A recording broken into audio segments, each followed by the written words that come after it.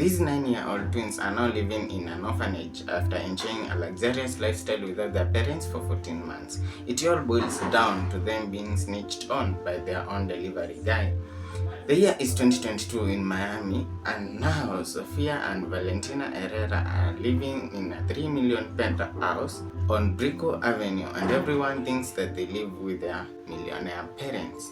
Fast forward to January 2024, an Uber Eats delivery driver began to grow suspicious. He had been doing delivery to the girls for the last 14 months and got $200 from the same girl as always. He never laid eyes on any adults around. So what does he do? He called the police, and without hesitation the police came and did a search on the room. They were shocked to find out that the bills were fully paid, the fridge was full, and the girls had a certain routine which they followed without missing. Online classes at 8 a.m, 3 meals a day, cleaning the house, and going to bed at exactly 9 p.m. Now, here is where things take a roundabout. In the parents' closet, the police found 47 envelopes, each with $5,000, monthly instructions, and passwords. The last envelope read, December 2024, now you can ask for help. Shocking, right? Neighbors said they had seen the parents, but security cameras said otherwise. When the twins were questioned, they said, Mom and Dad told us they were here, so we believed them. To this day, the parents are still missing, and the twins are now in an orphanage.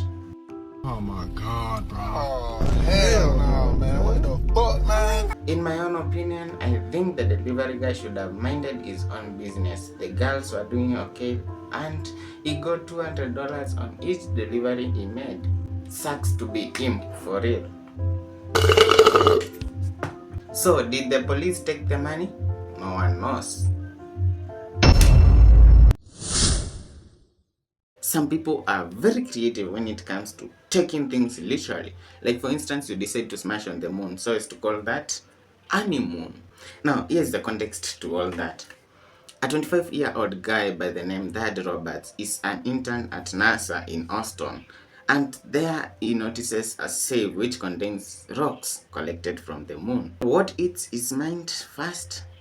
Steal the safe and sell the rocks, because they will generate lots and lots of money for him. But does he know anybody who is going to buy them? No, he doesn't. But he knows a guy, a broker, and this broker's name is Gordon. And Gordon hears the plan and says, you know what, let's do it, I'll find the buyer for you. So he gets into work, whereby he finds a buyer, and this buyer's name is called Axel. So Axel listens at Gordon and says, you know what, okay, I'll buy the rocks. But Axel fears that this plan is shady, so he goes behind their back and snitches them to the FBI. So FBI tells him to lay low and continue with the buying as they had planned. On the other hand, Gordon informed Dad that they had found a buyer. So Dad continues to orchestrate the plan. And it is here where he meets this beautiful girl, a 22-year-old lady by the name Tiffany. And love wins. Tiffany is also an intern in this same company, and since they are both in love, Dad decides to inform her about his plan. How does Tiffany react? She says, okay, let's do it. We won't get caught either way. So she decides to help him. Now the day of execution comes. They have access to the facility, but they don't have a getaway driver. So they involve another intern, a lady, who will act as their getaway driver. So one of the nights they go into the facility and wear those space clothes, because the place where the safe is, there is not enough oxygen. And Dad decides to crack the safe open, but all in vain. So they decide, you know what, let's carry the whole thing, the whole 600 pounds thing, to the car. And guess what? It was a success. Later on, they drive from Austin to Orlando, where they are going to meet Gordon and the buyers. True to their words, the stones were worth $21 million. So they plan on closing the deal the next day, and it is here where Tiffany and Dad decide to book an hotel and celebrate their earnings. That night, Dad spreads all the rocks all over the bed and covers them with a bed covers and the blankets, whatnot. And it is in this football pitch where they have a very successful match, let's say over the moon experience, since the rocks were from the moon. So the next day comes and they go meet the buyers, and as they are about to start, yeah, police cars, and they are caught red-handed. Out of the four, all of them got their own sentencing, starting with Thad, Tiffany, Gordon, and the getaway driver. That got 8 years into prison, but he served 6.5 years. After serving his sentence, Thad wrote a book entitled Six on the Moon, which details his life and the East. Meet Alfred Monene Murakaru and Charles Mwangi Murakaru, two inseparable siblings from the lush village of Karura in Nyeri County, who conducted a 52 million bank east, and it was a success. Now, here's their backstory. They were born to humble farmers Tyrus and Esther, and these two boys were the pride of their family. Monene, the elder by 2 years, set the pace, fostering a love for the books, in which Charles quickly embraced. Let's say they were bookwormers. Together, they passed their exams and earned spots at the prestigious Nyeri High School, alma mater of a Kenyan president, Mwai Kibaki. May his soul continue resting in peace. Their academic journey didn't stop there, because with straight A's, they marched into Jomo Kenyatta University of Agriculture and Technology, JKUAT, whereby they graduated with degrees in agricultural engineering. The future looked bright and their parents' sacrifices seemed to pay off. But life had other plans. Post-graduation, the harsh reality of tough job market hit them hard. The proverb, education is the key, seemed to them that they have to enroll to masters so that they can get master key. Struggling to make ends meet, the brothers turned to small-time money fraud, posing as car sellers. But for these high achievers, that wasn't enough. They craved for bigger score. Inspired by the Brazilian bank tunnel robbery and El Chapo's infamous tunnel escape, a daring plan took a root. Why not pull off a bloodless IIQ East? They asked. And so the stage was set for bank robbery unlike any other. In June 2017, the Murakaru brothers, along with two other accomplices, Julius Dongo Inaina, an electrical engineering graduate, and Shem Kirimi, a JKUAT student at the time, zeroed in on the KCB bank in Thika. They spotted a blind spot where there were no CCTV cameras on the rear side. Using fake IDs, they rented 3 stalls just 30 meters away, setting up a front as a bookshop. They paid an advance rent of 6 months, which costed like 168k. They had accumulated the money from the fraudulent scheme of posing as car sellers. Remember that? Yeah. And so the digging began. By day, they ran a bookshop. By night, they dug a 10-inch wide tunnel. They had tools like hose, welding gas cylinder, gas masks, and planks to support their structure. They packed the soil into sacks, convincing the caretaker that they were packaging books, in which Shem hauled the dirt away in cartons, and no one suspected a thing. After months of toil, on November 19, 2017, the tunnel reached the bank's vault. With oxyacetylene welding, they breached the strong room and made off with a staggering 52 million cash, plus a mix of foreign currencies, 57.91 USD, 1630 pounds, 95 Australian dollars, and more. It was after this that they convinced themselves they had done a great work. So instead of fleeing, they returned to their Maruroi estate home in Kasarani, waiting for the news to break. Shem, however, went his own way. But here is where the story takes a roundabout.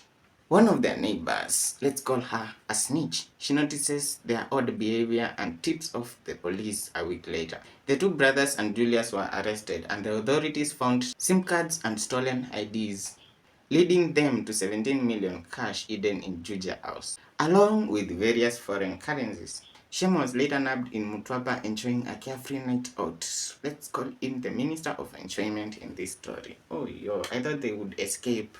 Sucks to be them. The trio faced court, in which they were released on 4 million bonds each. No one died or got hurt in this East, by the way. But it begs the question, where did the missing 20 million go? Let's do the math. The bond was 16 million, right? Plus the recovered 17 million. That makes it 33 million. So I guess the 19 million is what they shared equally after being bailed. Or maybe it slipped through the cracks of investigations. Who knows? This guy got 2 life sentences plus 52 extra years for robbing a bank. It all boils down to Christopher being broke. The year is 2000 in Vista, California. Christopher Butler and Lisa Ramirez are dating. By day, Christopher was a convicted felon trying to keep a low profile, while by night, he was a nightclub cameraman. But his paycheck wasn't cutting it, and so he came up with a plan. He convinces Lisa they could pull off something massive. Kidnap a bank manager, strap fake dynamite on her, and force her to rob her own vault. Their target, Michelle Rennie, a quite single mom with a 7-year-old daughter, Bria. Christopher thought it was genius. In reality, let's find out. One November night, 3 masked intruders storm Michelle's home. They tie up Michelle, her daughter, and her roommate. They then strap fake sticks of dynamite to their backs, whispering that one wrong move means that they all become past tense. Michelle is given a mission. Go to the bank, act normal, and when the vault opens, grab the money. Simple. Simple! Simple! Simple! She does as directed and stuffs $360,000 into a duffel bag, not because she wants to, but because her child's life is hanging by a thread. She hands the cash over to Christopher and somehow makes it home. But here is where things take a roundabout. Christopher thought he had nailed a perfect east, but Michelle, she recognized him. His mask wasn't enough. She had seen those eyes the day before since he had walked into a bank earlier pretending to be a customer and left a business card with his name on it. I don't know what was his thought process behind that. 10 days later, a traffic stop exposes everything. In their car there was ski masks, fake dynamite, BB guns, and bank money straps. More evidence was even stacked against them at their house, and so Christopher and Lisa are arrested. Sucks to be them. Like goat. Lisa admits to the plan, even claiming that the idea of fake dynamite was hers, then tries to twist the story saying Michelle was in on it. But nobody is buying it, it's all BS. And as for Christopher, he is found guilty of conspiracy, kidnapping, and robbery. The judge delivers a sentence so heavy it sounds unreal. 2 life terms plus 52 years. Damn it. Lisa, by some legal miracle, she is found not guilty on all counts. She walks, Christopher stays. Remember I told you let's find out what reality had for Christopher? Well, here is our findings. He thought robbing a bank would buy him freedom. Instead, it bought him forever in a cage. I wouldn't wish that on my worst enemy. This LAPD detective unalived her ex's lover and investigated her own crime for 23 good years. This is insane. Now, it all boils down to Stephanie dating John, and after they broke up, Stephanie moved on, but she couldn't let John do the same. Like she used to stalk him and his wife, Sherry. One night in February 1996, Sherry was alone at home, and that's when Stephanie made a move. She forced her way in, ambushed Sherry, and turned the whole scene into what looked like a burglary gone wrong.